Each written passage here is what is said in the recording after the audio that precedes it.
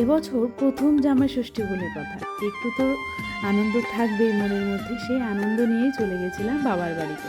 আর বাবার বাড়িতে যাব মিষ্টি নেব না এমনটা তো হতে পারে না। মিষ্টি নিয়ে সন্ধ্যের চপ নিয়ে হাজির হয়ে গেলাম বাবার বাড়িতে।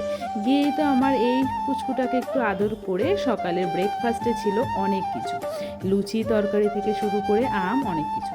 শাশুড়ির আদরের জামাই বলে কথা, তার পছন্দের মতন জামা কাপড় তাকে কিনে দিতে হবে। তাই তারা যেখান থেকে জামা কাপড় কেনে আমি সেখানেই চলে গেছিলাম।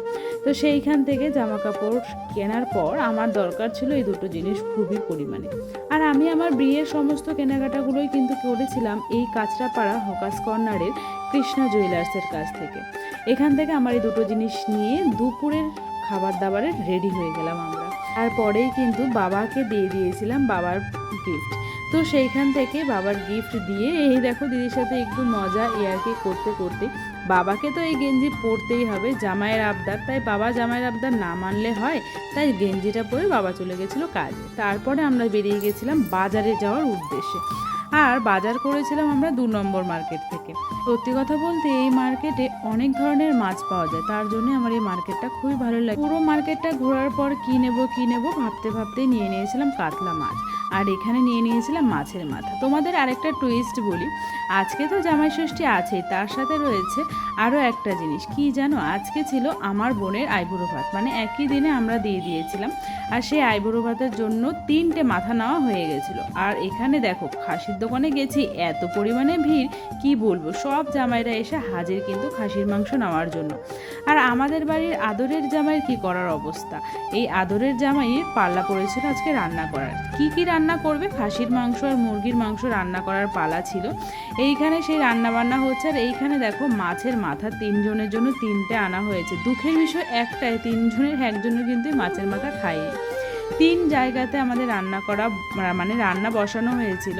কারণ কি এক জায়গাতে করলে হয়ে উঠছিল না, যেহেতু অনেকটাই দেরি হয়ে গেছিল ওই খাসির মাংস আনতে গিয়ে। তোমরা তো জানোই, দেখিয়েছি তোমাদের, অনেকটাই ভিড় ছিল।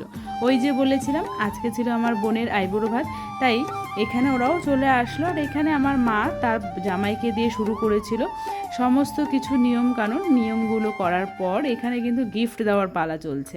দুজনকে গিফট দেওয়ার পর এখানে কিন্তু খাওয়া দাওয়ার একটা পর্ব শুরু হবে। আর জানো তো একটা দুঃখের কথা, জামাই বাড়িতে গেলে এত আদর পায়, মেয়েও মনে হয় না এত পায়।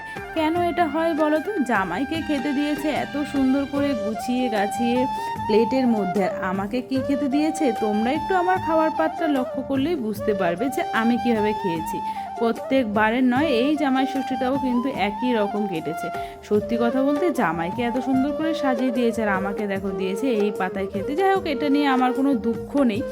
সর্বশেষে কিন্তু আমার হাজব্যান্ডের চলে যাওয়ার পালা। হ্যাঁ, ও চলে গেছিলো পরের দিন সকালবেলায়, যেহেতু ওর কাজে যাওয়ার কথা ছিল, আর আমি যাব বিকেলবেলায়।